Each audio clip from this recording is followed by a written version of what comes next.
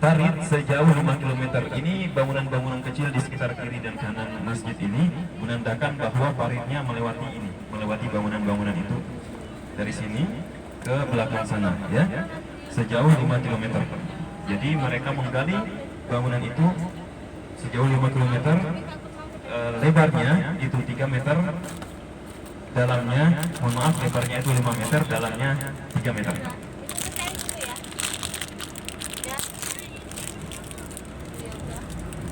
Nama peperangan yang terjadi di sini, Bapak Ibu sekalian, adalah namanya perang Khandaq atau perang parit.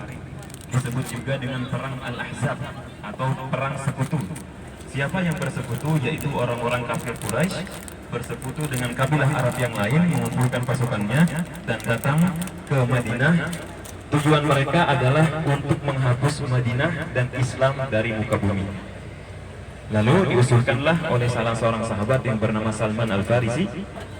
Beliau mengusulkan agar batas dari kota Madinah itu digali parit untuk menghalangi serbuan dari kaum musyrikin. Akhirnya digalilah parit itu, Bapak Ibu sekalian.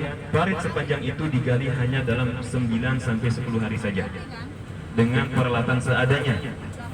Sampai pada saat itu, Bapak Ibu sekalian, karena tidak ada makanan, perutnya Nabi Shallallahu Alaihi Wasallam diganjal dengan batu. Supaya apa? Supaya mereka tidak merasakan lapar. Para sahabat itu saking kelaparannya, Bapak Ibu sekalian, diambil batu, sebongkah batu yang cukup besar, ditaruh di perutnya, lalu diikat supaya perutnya tidak sakit karena lapar. Begitu kondisinya, Bapak Ibu sekalian. Akhirnya mereka bilang, ayo kita sekarang datang ke Nabi, kita mau minta makanan. Ketika mereka sampai ke Nabi, apa yang terjadi, Bapak Ibu sekalian? Ternyata Rasul Shallallahu Alaihi Wasallam untuk mengganjal perut beliau bukan cuma dipakai satu batu, tapi pakai 2 batu karena saking kelaparannya. Beliau ternyata lebih lapar daripada sahabat yang lain, Bapak Ibu sekalian. Subhanallah. Tapi Bapak Ibu sekalian, akhirnya peperangan terjadi dan pasukan kaum muslimin berhasil mengamankan kota Madinah dari serbuan kaum musyrikin. Lalu di akhir kisah peperangan itu, bagaimana kaum muslimin menang, Bapak Ibu sekalian?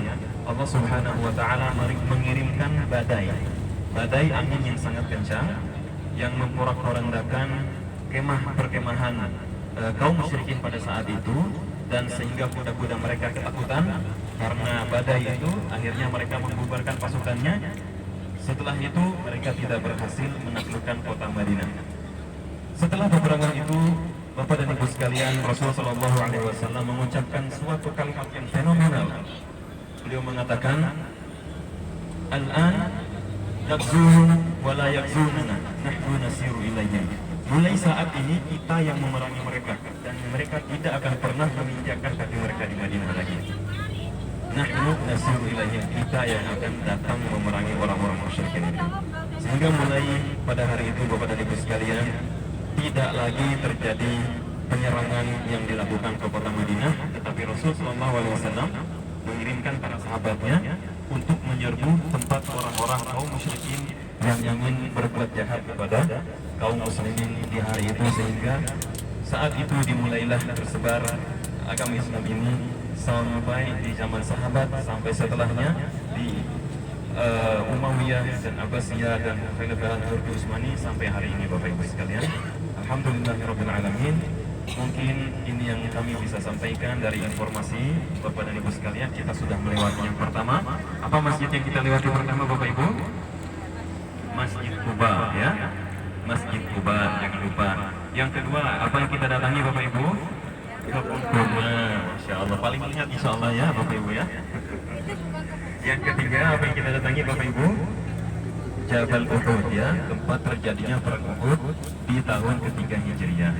Yang keempat yang kita lewati adalah Masjid Qiblatain, ya, saksi terjadinya atau dipalingkannya kiblat dari Baitul Maqdis menuju Masjidil Haram.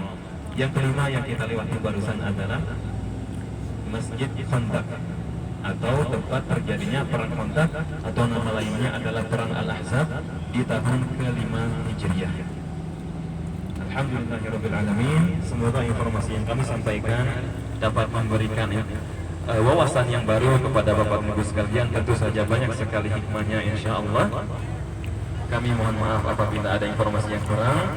Insya Allah kita akan sampai ke hotel Bapak Ibu sekalian sekitar kurang lebih 20 menit lagi ya, dekat hotel kita insya Allah. Sesampainya di hotel, kita mau apa Bapak Ibu? Kita langsung bersiap untuk salat zuhur.